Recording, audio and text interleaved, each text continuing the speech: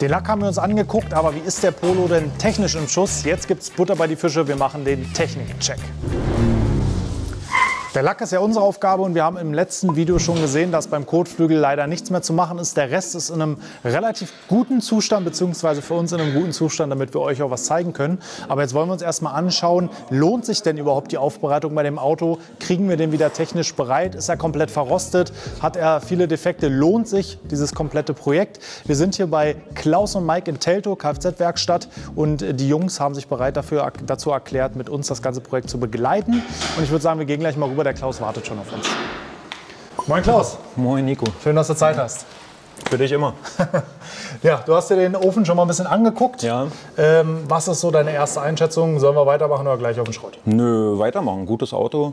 Schon viel Schlimmere gesehen. Also gerade rosttechnisch steht da wirklich noch gut da. Also da war der Vorbesitzer nicht untätig.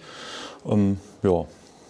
Gibt es generell bei den Modellen oder Baujahr so typische Knackpunkte, wo du sagst, Ja. Da muss man hingucken? Rost. Ja, Achsen sind ein bisschen anfällig, aber das Hauptproblem ist und bleibt einfach Rost. Ja. Ja. Okay. Und da haben wir jetzt hier einen Glücksgriff gelandet sozusagen. Glücksgriff, tatsächlich, ja. Ich würde sagen, wir gucken mal drunter, lass uns mal die Sachen durchgehen, die ihr schon gesehen habt. Dann sprechen wir mal, was wir machen müssen und dann geht's weiter. So, ich sehe auch das erste Mal von unten, aber ich würde sagen, Klaus, erzähl mal, was haben wir hier für Baustellen? Ja, also natürlich sind ein paar Schläuche porös, Bremsschläuche sind hier schon ein bisschen porös. Ich weiß nicht, ob du das mit der Kamera gut fangen kannst.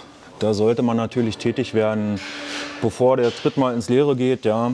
Ansonsten sieht man halt schon leichte Rostansätze, die aber normal sind. So Achsteile und so sind alles schon ein bisschen angegammelt, aber für das Baujahr dann doch tatsächlich noch gut. Bremse ist freigängig, Stoßdämpfer dämpfen noch, ist okay. Kraftstofffilter würde ich mal ersetzen, einen Schlauch würde ich ersetzen. Also im Großen und Ganzen erstmal hier nur Kleinigkeiten. Das ist alles soweit okay. Hier ein bisschen Rost, auch nicht weiter wild. Wie gesagt, der Vorbesitzer war hier schon tätig. Ich weiß nicht, wo ihr den her habt und wie lange der bei dem auch schon stand. Ja. Ansonsten sind die Leitungen alle in Ordnung. Hier ist ein Manschette-Defekt vom Traggelenk. Da würde ich tatsächlich gleich den ganzen Lenker rausschmeißen, weil ich denke, der wird nicht großartig teuer sein. Der Stabilisator ist ein bisschen ausgeschlagen, da haben die Buchsen Luft. Und dann hat er hier halt noch das Hauptproblem ist hier vorne ein bisschen Ölverlust. Ja. Das kriegt man hier von der Seite ganz gut gefangen. Da sieht man schon, es ölt fleißig. Zum Glück ölt es von ganz oben. Das ist nur die Ventildeckeldichtung. Die ersetzen wir einfach, damit hat es sich dann gehabt. Hast du denn irgendwie eine Wartungshistorie von dem Auto? Weißt du, wann Zahnriemen? Nee.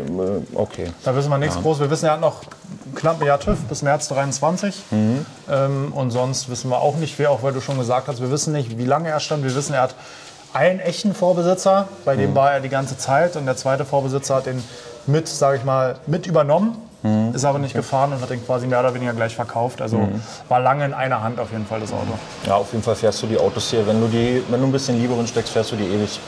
Die sind nicht schlecht und ja. Also haben wir auf jeden Fall Substanz, würdest du sagen, vom ersten Blick, dass wir starten können. Auf jeden Fall.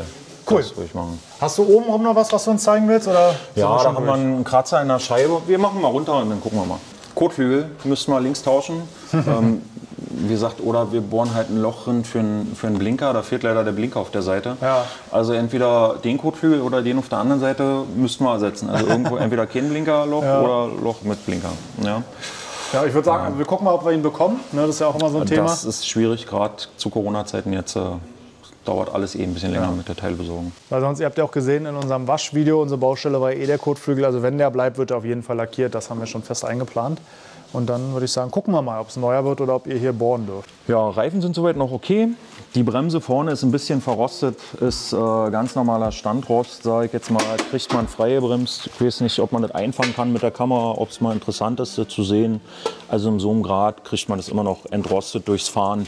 Ja, fahren wir durch den Bremsenprüfstand ein bisschen, schleifen das wieder frei und dann ist das völlig in Ordnung. Hier hast du dein Kabel, also hier könntest du die Blinkerlampe ranmachen, wenn du möchtest, kann man auch so hängen lassen. Ja, wir haben hier noch einen kleinen Kratzer so in der Frontscheibe. Da müssen wir mal gucken, weiß ich nicht, ob ihr da mit Polieren vielleicht irgendwas machen könnt. Oder genau. Ja, dann probieren wir aus, würde ich sagen. Genau, denn das Schiebedach haben wir schon mal aufgemacht. Da ist die Dichtung defekt, die würden wir besorgen. Scheibenwischanlage sind halt ein paar Schläuche porös und abgebrochen unten, das spritzt überall hin, aber das sind alles Lappalien. Der Schlauch vom Aktivkohlefilter, der ist hier ein bisschen abgeknickt und ja, der baut halt überschüssige Gase ab und wir wollen natürlich nicht, dass die in den Innenraum kommen. Genau.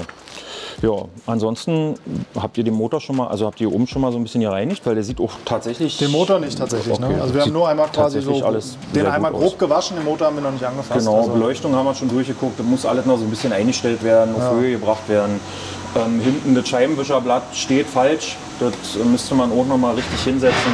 Ja, und ansonsten keinen schlechten Kauf gemacht auf jeden Fall. Was habt ihr an Geld, wie viele Millionen habt ihr ausgegeben für das Auto?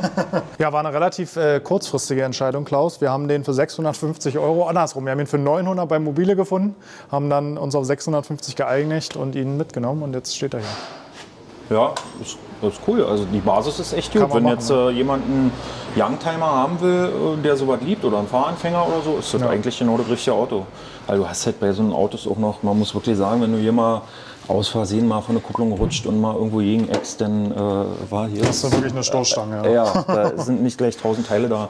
Ja. Das ist schon cool. Und als ich 18 war sowas der Traum. Wenn es eine Servo hatte, dann war das schön. Ja? So, sehr. Genau. Top. Klaus, ich würde sagen, dann sind wir einmal durch.